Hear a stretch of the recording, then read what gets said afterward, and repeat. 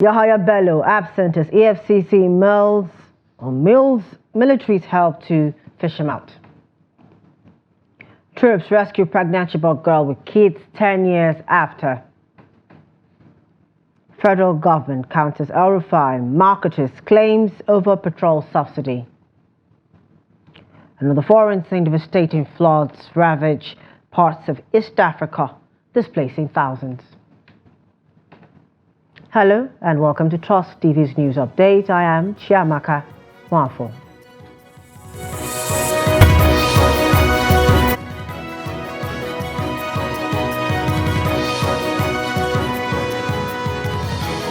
Thanks for joining us. Now the news. Justice Emeka Nwite of the Federal High Court Abuja has adjourned the suit instituted by the Economic and Financial Crimes Commission, EFCC, against the immediate past governor of Kogi State, Yahaya Bello, to April 23rd. The adjournment is for substituted service and possible arraignment of Bello for alleged 84 billion naira money laundering. At the resumed sitting, counsel for the EFCC, Kemi Finro, told the court that the immediate past governor of Kogi State was absent from court for his arraignment because he was being protected by someone with immunity. Pharaoh, who noted that the former governor was whisked out of his Abuja residence by the same person with immunity, said the anti-graft agency might seek the help of the military to fish him out.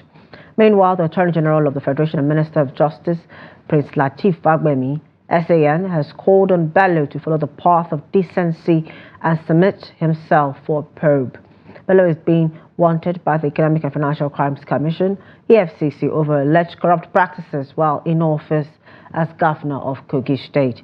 According to the AGF in a statement he personally signed on Thursday, EFCC is empowered by law to invite any Nigerian for interrogation.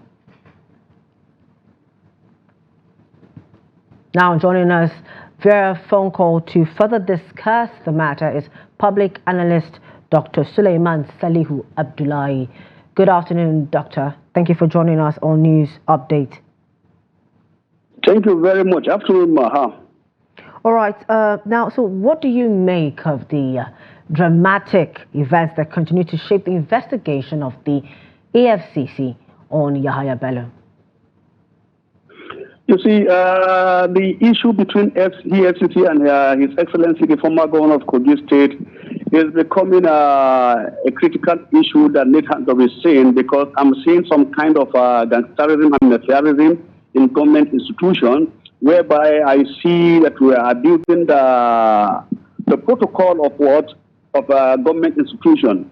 As you read the news just now, the act said you can invite any suspect for any interrogation. If you invite a suspect in our constitution, you don't have the right to go over him. You go to court, and the court will give him summon him. There will be a summon order. That's number one. And if you want to go and interrogate somebody, or you go on search, you will get a search warrant from the court that allowed you to go to him at any time in his house and search his house. You understand now? You have a more constructive way of doing it. But I see this as an abuse of office. And also, let's look at part of the tour of a progressive mind and in the advanced state. How do we do it? In his right, you see Bello to be a leader of his own right and represent a constituency or a state or a nation. And he has represented this nation within and outside the country. He deserves some respect. If he is not respecting your protocol, your due process as a government institution carrying out your own mandate, what you do, you have to go to court, summon him to the court, you get him, and the court will get him. Because if he is not going to the court will now know how to arrest him. It will be the issue between Bello and the court. Then a third party, which is the law enforcement or who interpret the law, which is the justice. So now I think we are beating too much protocol. By going to reinforce, and you are now bringing the army to arrest a single entity. It's showing us that, look, there are a lot of lapses in it. Then number two again, Doctor, is it not like the lack of a better word, funny to say that the former governor is trying to escape this probe?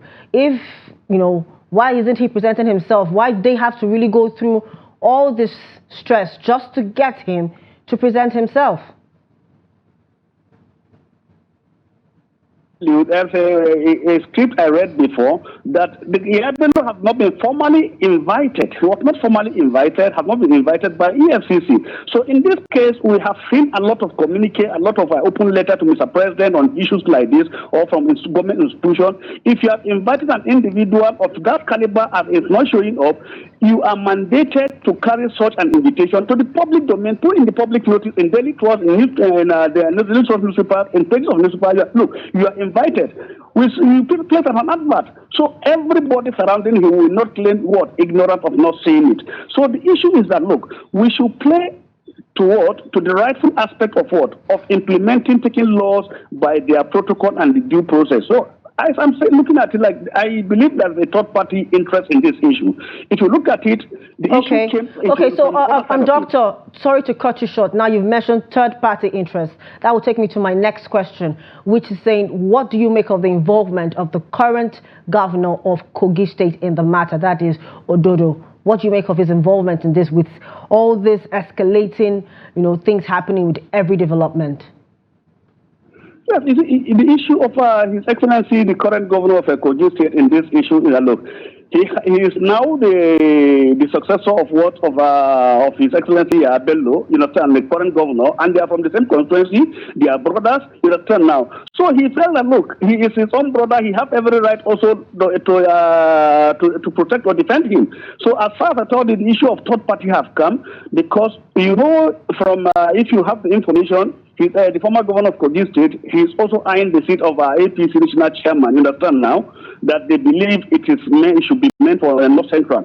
And the issue of Ganduje is already there. That look, Ganduje have to vacate the seat. So and the power to be within that cycle also have their own candidates. So a lot that some part believe that there is a kind of allegation that some people are inciting EFCC to go after Yabelo because of what? Because of the AP national chairman seat position is aspiring for. So all these issues are part of it. We have to look at critically and make a judge. But for the interest of peace and the law of our nation, I think with this accusation and allegation, if His Excellency can make himself available or should report to court, we understand, so that they cannot infringe on his fundamental human rights. Again, he should go to a higher court with all the judgment of the former court, high court from the Lokoja, with that judgment to a higher court of appeal, and summon the FCC on this. You understand now? He can do within less than 24 hours.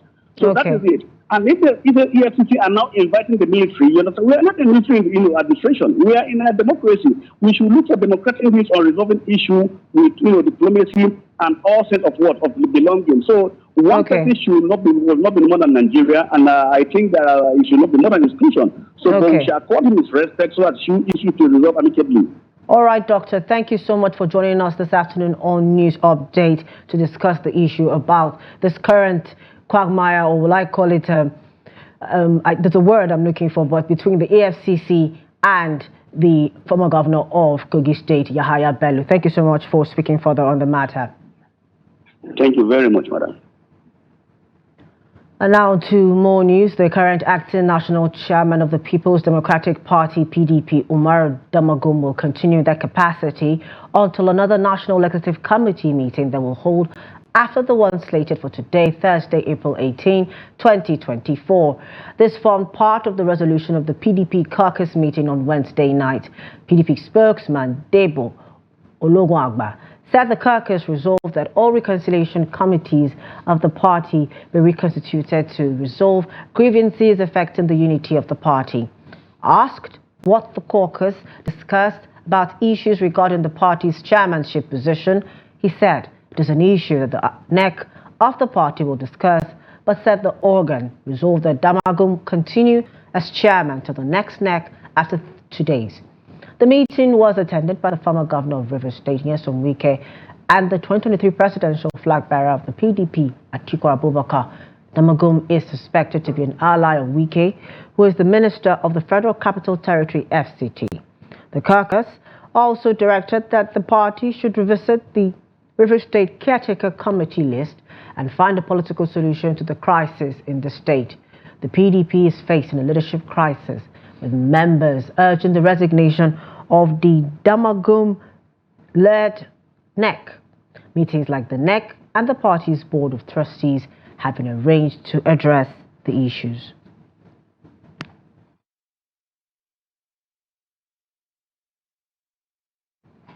Meanwhile, a member of the House of Representatives representing Idaho North and South Federal Constituency of Imo State, Ikenga, Ugo Chinyere, has slammed the National Caucus of the People's Democratic Party, PDP, and governors elected on the platform of the party for allowing a serving All Progressives Congress APC government official in their closed-door meeting. Ugo Chinyere accused PDP of being weak, wondering how it wanted to capture power in 2027 when it allowed the person campaigning for APC to stampede its meeting. The lawmaker's assertion was contained in a post on his X handle on Thursday. The statement followed reports that the ex-governor of Rivers State was allowed to attend the party's caucus meeting ahead of Thursday's National Executive Council NEC meeting. Wike, who is currently serving as Minister of the Federal Capital Territory FCT, led 5 rebel governors who worked against the party's presidential candidate Atiku Abubakar in the last presidential election. A federal high court in Kano has restrained executive members of APC Ganduje ward in Dawaki Tofa local government area from further action on the suspension of the APC national chairman Abdullahi Umar Ganduje. Justice Abdullahi Muhammad Liman granted an interim order directing all respondents from implementing or giving effect to the suspension of Ganduje after a decision was reached during an emergency meeting of the executive members of the APC Ganduje ward on April 15, pending the hearing and determination of fundamental right of fair hearing filed by the APC national chairman before the court. The court also directed parties to maintain status quo before the emergency meeting of the APC executive members of Ganduje ward and to stay all action in respect of this matter, pending the hearing and determination of the application. Justice Lehman fixed April 30 for hearing in the matter. Troops of the Nigerian Army deployed in the northeast have announced the rescue of Lydia Simon, a Chibok girl who had been held captive by Boko Haram terrorists for several years. A statement from the Department of Army Public Relations said Lydia, who was on serial number 68 among the abducted missing Chibok secondary school girls, was rescued along with her 3 children by troops conducting Operation Desert Sanity 3 around Ngoshe in the Ngoza local government area of Borno State. Lydia is 5 months pregnant at the time of her rescue and claimed to be from Pemi town in Chibok. The statement also added that Nigerian Army troops deployed for counter-terrorism, counter-insurgency operations in the North Central on Tuesday, April 16, 2024, successfully ambushed and neutralized 3 terrorists who were on a mission to wreak havoc.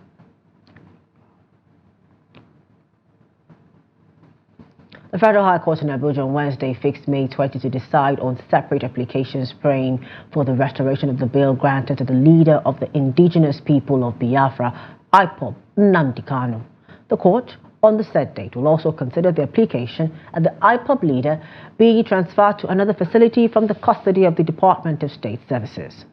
At the resumed hearing on Wednesday, Kanu's counsel, Aloy Ejimako, moved 2 applications, one of which prayed the court to order the transfer of Kanu from the DSS custody. The legal team had earlier raised the alarm, alleging that the DSS was denying them access to Kanu and that they could therefore not prepare him for his trial. Justice Binta Nyako of the Federal High Court had on April 25, 2017, released Kanu on bail on health grounds. Kanu was facing terrorism charges, however, fled the country after the military invaded his residence. Following his rearrest in Kenya on June 19, 2021, and repatriation to Nigeria, he has since been remanded in DSS custody. A magistrate court sitting in the Ikorodu area of Lagos State has ordered that Wumi, the wife of the late singer Ireoluwa Aloba, popularly known as Mohbad, be served notice of a pending DNA test application by substituted means. A statement signed by a member of the legal team to the Aloba family, Monisola Odumoshu, disclosed this on Wednesday, maintaining that the order became necessary after the court sheriff attempted to serve the court processes personally on Wumi twice but failed. The statement added that the singer's wife in a viral video said she was ready for a DNA test, noting that she had never been available for the court sheriff to serve her the originating motion. Odumoshu also added that the matter had been adjourned till next month for the report of service. The federal government, through its Ministry of Petroleum Resources and the Nigerian National Petroleum Company Limited, said claims by different individuals and groups on the alleged return of subsidy on premium motor spirit, popularly called petrol, were wrong. The government also challenged those who will make this argument to provide evidence to justify their allegations, stressing that since President Bola Tinubu had declared the end of subsidy on petrol, the situation remains so.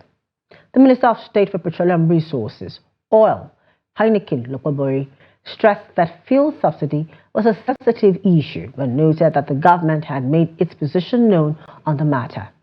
El Rufai on Monday said in Maiduguri that many citizens were not aware that the government had reintroduced the PMS subsidy. Oil dealers have also pointed out that the current cost of PMS at fueling stations should be around 900 naira per litre if there were no subsidy on the commodity. This is the news update on Trust TV. Up ahead, citizens remain wary as commodity prices remain high. More of this when we return. Please stay with us. Welcome back. Thanks for staying with us. And if you're just joining us, this is the news update on Trust TV. Now a look at some of our top stories. Yaya Bello absent as AFCC military's help to fish him out. And troops rescue pregnant Chibok girl with kids 10 years after. Two more stories. The need to upscale the skills of internally displaced persons in order to make them self-sufficient has again been emphasized. This, stakeholders say, will reduce the burden of survival on themselves as well as on the government and other stakeholders, while also filling noticeable employment gaps with relevant skills. Noel Sampson tells us more. Globally, there are over 68.5 million forcible displaced people, with Nigeria ranked behind Syria with 6.5 million IDPs and Colombia with 5.7 million IDPs. A large number of these IDPs are in urban areas, living in makeshift communities and outside the social system. As a result of living outside the protection of the social system, many of the IDPs cannot find regular employment and are forced to beg to survive. Stakeholders say to change this narrative, the displaced persons need an improvement in their skill set to be self-sufficient. One of the major issues that has been an issue for the Commission is to see how members of the IDPs were provided with durable solutions. And how do we do that? We have to give them the skills. We cannot just ask them to live like that. If they leave, they become criminals. And that's why the Commission is out to ensure that it provides skill acquisitions to the people who are living in the IDPs so that they can live their life, so that they can fend themselves, so that they can also be appreciated by the society. When you teach them to drive, which can take only 1 month, 2 months, they are through. Before you know what is happening, they can be recruited in any of the paramilitary, military, corporate organizations, even private. It is a ready field for employment. When you go to the agriculture, highest 3 months, if somebody venture into farming, you discover that in 3 months, harvest is up for the man that have gone into farming. Some of the IDPs spoke on some of the skills they want government and other stakeholders to help them upskill. We want them to help us in any other way around. All this training, driving, like me now, prefer training on the driving aspect. So by God's grace, at least we'll have it, we should be grateful. I want drive. I have 4 children. Train us farming, the farming food, farming chicken, all those things, driving. Rearing of animals, yes, like cows and chicken and so on. This will help us a lot as a woman. I have been a housewife. To help them overcome these challenges, the IDPs want policymakers to focus on helping them achieve self-resilience. Noel Samson, Trust TV News, Abuja. Now, the Consumer Price Index report released by the National Bureau of Statistics on Monday indicates that in March 2024, the headline inflation rate increased by 1.50% points compared to February of 2024. As a result, Nigerians are grappling with the repercussions of the country's economic downturn, with prices of food and basic commodities skyrocketing in recent weeks. Ibrahim Ismail reports.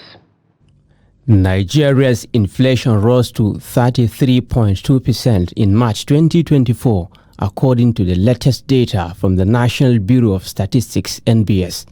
The figure represents an increase of 1.50% points compared to February 2024.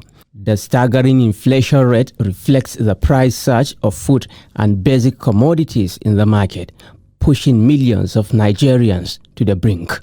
I just buy two mudu of beans, almost 5,000 naira, 2 mudu of beans. It's too expensive, which is we are buying this thing before 600. It's too expensive. So Mr. President should try to make everything easy in this country. We so far. Please, we are begging them, please. They have not adjusted anything. The rice is increasing day by day. Like rice, a bag of rice now is 75,000, but before we are buying it 33,000. If you come to my restaurant, I used to even give people food 300, 200, so to be supporting people. So now I cannot do it again. Amidst this rising cost of living crisis, entrepreneurs at the Wuse market in Abuja struggle to remain in business in the wake of dwindling capital and revenue accruals. These challenges are attributed to high running costs necessitated by the high inflation. If I buy a bag of garri 65,000, how much am I going to sell a paimud? If I sell mudu of paimud of 1,000, that is my money will not complete. Like here now, when you buy before 100 pieces, 80,000, 120. Now you go buy 100 pieces, 250, it's 220, it's 200. Now for market, even small I'm not going to get 100,000. Even yesterday I go market, I buy 100 pieces, it's 350. 350,000. I buy small 180. I buy medium size. Some people say a fertilizer way they use. Now it costs too much. That's what this guy at money. Like a sweet potato before, if it costs too much before, highest one bag is 15,000 naira. Now sweet potato 1 bag 33, 34. 1 bag for sweet potato. Before, highest if it costs too much 15, 17 for 1 bag. The naira has appreciated against the dollar in recent weeks, gaining over 40% from about 1,900 to a dollar to less than 1,000 naira per dollar. As the naira rebounds, Nigerians have expected significant reduction in prices of food and basic commodities, but this hasn't been the case, with cost of living still high. The issue of the dollar coming down, reflecting in the market, you cannot expect it immediately. It has to stable for at least 2 months, because people that have went to market to buy things, they have to go to that market again and buy it cheap before they can sell cheap. That's number one. Then number two is that the fundamental structural issue is still there, right? So if you are looking at that, inflation is still going up, right? So inflation is a serious problem that is cost push inflation. In fact, we have demand and cost push inflation, which is double jeopardy unless government really take it serious. So like I said, we commend them for that effort, but they must sustain that effort. And how do you sustain that effort? I can tell you, we have short term, medium term, and long term. The effort you are seeing that is yielding now is short term, and if other things is not fixed, it's going to be a problem. And what is the long term is for us to do more of export and have adequate security. The import-dependent consumer economy of Nigeria has been negatively impacted by food shortages, compounded by the removal of fuel subsidy, which has sent prices to the roof. Despite recent projections by the World Bank and the International Monetary Fund showing a drop in inflation in the month to come, Nigerians remain wary of a significant turnaround. Ibrahim Ismail, Trust TV News, Abuja. Away from Nigeria, heavy rains and flooding have wrought havoc across East Africa, claiming lives and displacing thousands of people in Kenya and Tanzania. Assistant Chief Augustine Neto Awich said that 646 households have been displaced in Kokola, Umbaka, with hundreds seeking refuge in evacuation centers or with relatives on higher ground. The situation is dire across the region, with Kenya reporting at least 13 fatalities from flooding, while Tanzania has recorded 58 deaths in the past 2 weeks alone. Authorities are urging residents in flood-prone areas to relocate as the rains persist. The Kenyan Meteorological Department had issued warnings about the impending heavy rainfall, urging preparedness for potential floods.